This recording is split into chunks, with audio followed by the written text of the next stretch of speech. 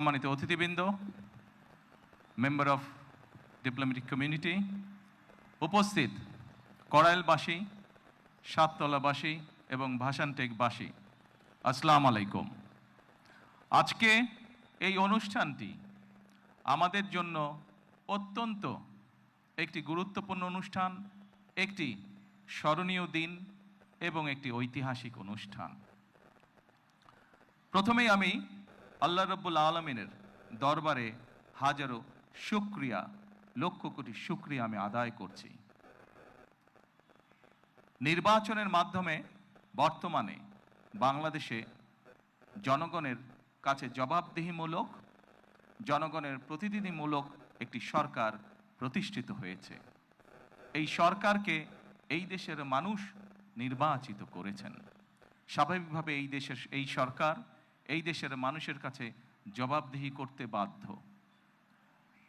সম্মানিত উপস্থিতিবৃন্দ, আজকের এই অনুষ্ঠানটি বা এই অনুষ্ঠানকে কেন্দ্র করে যে কারণে আমরা এখানে আজকে উপস্থিত হয়েছি, এটি বহু বছর যাবৎ বাংলাদেশ জাতীয়তাবাদী দল পরিকল্পনা গ্রহণ করেছে। বাংলাদেশের জনসংখ্যার অর্ধেক জনসংখ্যা হচ্ছে নারী। আমরা দৃঢ়ভাবে বিশ্বাস করি এই অর্ধেক জনসংখ্যাকে যদি আমরা পেছনে রাখি, এই অর্ধেক জনসংখ্যাকে যদি আমরা এম্পাওয়ার না করি, তাদেরকে যদি ক্ষমতায়ন না করি, শিক্ষা এবং অর্থনৈতিকভাবে তাদেরকে যদি ক্ষমতায়ন আমরা না করতে পারি, তাহলে অবশ্যই দেশকে কোনোভাবেই সামনে এগিয়ে নিয়ে যাওয়া সম্ভব না। আপনাদের নিশ্চয়ই সকলের খেয়াল আছে, এর আগে বিএনপি সরকার যখন দেশ পরিচালনার দায়িত্বে ছিলেন, দেশনেত্রী বেগম খালেদা জিয়া যখন দেশ পরিচালনার দায়িত্বে ছিলেন, সেই সময় সমগ্র বাংলাদেশে তিনি নারীদের শিক্ষা ব্যবস্থা, স্কুল পর্যায় থেকে ইন্টারমিডিয়েট লেভেল পর্যন্ত শিক্ষা ব্যবস্থাকে বিনামূল্যে করার ব্যবস্থা করেছিলেন। সেই শিক্ষিত নারী সমাজকে আজকে আমরা অর্থনৈতিকভাবে এম্পাওয়ার করতে চাই, অর্থনৈতিকভাবে তাদের সচ্ছলতা গড়ে তুলতে চাই, এবং সেই লক্ষ্যকে সামনে রেখেই বর্তমান সরকার গঠনের আগেই পরিকল্পনা গ্রহণ করেছে কিভাবে নারীদেরকে আমরা ক্ষমতায়ন করব, অর্থনৈতিকভাবে সচ্ছল করে গড়ে তুলব। এবং তারই অংশ হিসাবে আজকে এই ফ্যামিলি কার্ড আমরা সমগ্র বাংলাদেশে পর্যায়ক্রমিকভাবে ইন্ট্রোডিউস শুরু করলাম। আজকে আমরা প্রাথমিক পর্যায়ে, আপনারা নিশ্চয়ই এর মধ্যে বক্তব্য শুনেছেন, প্রাথমিক পর্যায়ে আমরা যেহেতু সরকারের কিছু নিয়ম নীতি আছে, আমাদেরকে সেই সকল নিয়ম নীতির মধ্যে দিয়ে আমাদেরকে একটি কাজ শুরু করতে হবে, এবং সেই নিয়ম নীতির অংশ হিসাবেই প্রথমে পাইলট প্রজেক্ট করতে হবে। সমগ্র বাংলাদেশে 14টি জায়গায় বা 14টি উপজেলায় এই কাজ শুরু হয়েছে। এর ভেতরে এই মুহূর্তে প্রায় 37,000 নারী অংশগ্রহণ করছেন। আমাদের এই কড়াইল এলাকা, ভাসান্ট এলাকা এবং সাততলা, এই 3টি এলাকায় প্রায় 15,000 নারীকে এই কার্ডের সুবিধার আওতায় আজকে নিয়ে আসা হয়েছে।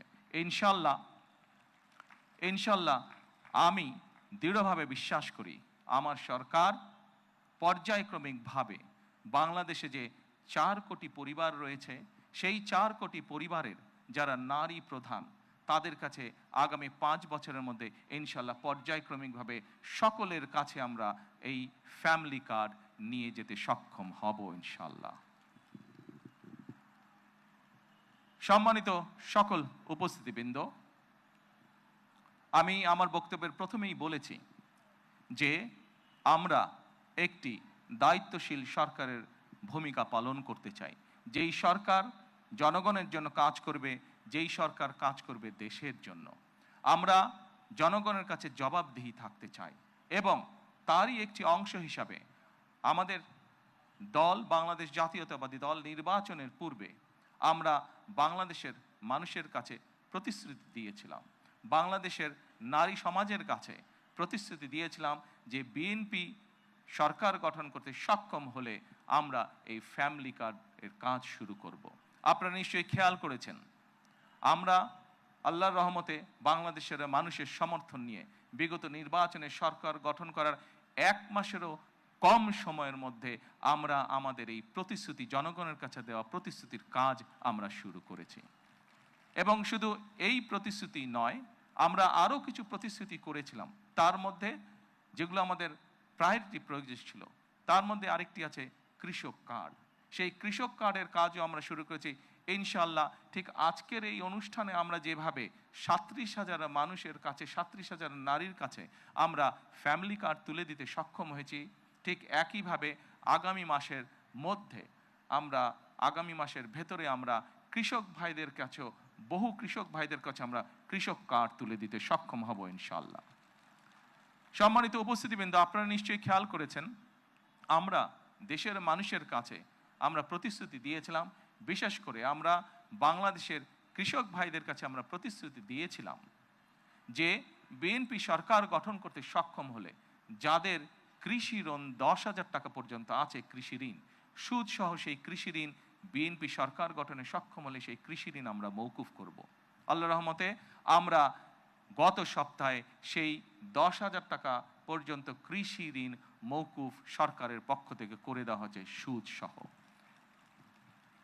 এইভাবে একে একে আমরা জনগণের কাছে দেওয়া প্রতিশ্রুতিগুলো, যেই প্রতিশ্রুতিগুলো পূরণের মাধ্যমে জনগণের ভাগ্যের পরিবর্তন হবে, যেই প্রতিশ্রুতিগুলি পূরণের মাধ্যমে, একটি সরকারের প্রতিশ্রুতি পূরণের মাধ্যমে দেশের ভাগ্যের পরিবর্তন হবে, জনগণের ভাগ্যের উন্নয়ন ঘটবে, সেই প্রতিশ্রুতিগুলো আমরা ধীরে ধীরে পর্যায়ক্রমিকভাবে যে কোনো মূল্যে পূরণের চেষ্টা করব। আজকে এই ফ্যামিলি কার্ড ব্যক্তিগতভাবে আমার জন্য আজকের দিনটি খুবই ইমোশনাল। কারণ এখানে আজকে যারা আপনারা অতিথি উপস্থিত আছেন, এখানে কিছু মানুষ উপস্থিত আছেন যাদের সাথে বিগত অনেকগুলো বছর ধরে আমি বসে বসে আমরা পরিকল্পনা গ্রহণ করেছি যে কিভাবে যখন সময় আমরা পাবো, সুযোগ পাবো, জনগণের সমর্থন পাবো, সেই ফ্যামিলি কার্ডটিকে আমরা বাস্তবায়ন করব। আল্লাহ তাআলা রব্বুল আলামিনের রহমতে আজকে আমাদের সেই দিনটি উপস্থিত, যেই দিনে আমরা আমাদের এই প্রতিশ্রুতি রক্ষা করতে সক্ষম হয়েছি। সেজন্যই আজকে আমার জন্য যেমন একটি ইমোশনাল দিন, আমি মনে করি আমার সরকার এবং আমার দল বাংলাদেশ জাতীয়তাবাদী দলের জন্য একটি ঐতিহাসিক এবং একটি ইমোশনাল দিন আজকে। সম্মানিত সকল উপস্থিতিবৃন্দ, সম্মানিত সভাপতি সহ মঞ্চে উপস্থিত অতিথিবৃন্দ, আসুন, এই দেশটি আমাদের প্রথম এবং শেষ ঠিকানা। এই দেশের মানুষের প্রত্যাশা বর্তমান নির্বাচিত সরকারের কাছে অনেক, সেটি আমরা বুঝতে পারি। কিন্তু একই সাথে আমরা যদি বাস্তবতা বিবেচনা করি এবং সমসাময়িক ঘটনা, মধ্যপ্রাচ্যের যে পরিস্থিতি, সকল কিছু যদি বিবেচনা করি, তাহলে আমরা যে প্রতিশ্রুতিগুলো দিয়েছিলাম, আমরা অবশ্যই আমাদের প্রতিশ্রুতি থেকে বিন্দুমাত্র আমরা অবস্থান পরিবর্তন করব না।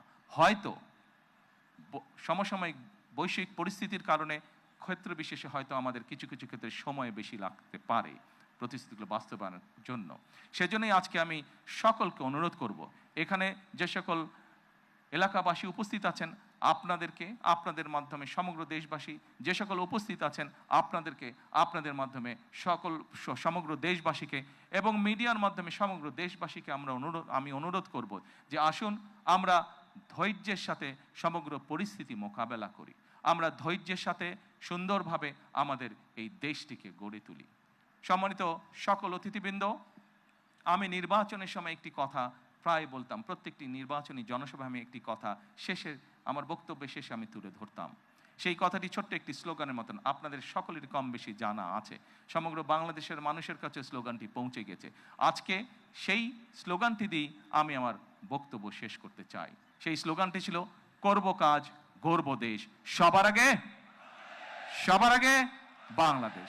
সকলকে আবারও আন্তরিকভাবে ধন্যবাদ জানিয়ে আজকে আমার বক্তব্য আমি শেষ করছি। আল্লাহ হাফেজ। বাংলাদেশ জিন্দাবাদ। মাননীয় প্রধানমন্ত্রী, আপনার মূল্যবান দিক নির্দেশনামূলক বক্তব্যের জন্য আন্তরিক ধন্যবাদ ও কৃতজ্ঞতা জানাচ্ছি। মাননীয় প্রধানমন্ত্রী অনুষ্ঠানস্থল ত্যাগ না করা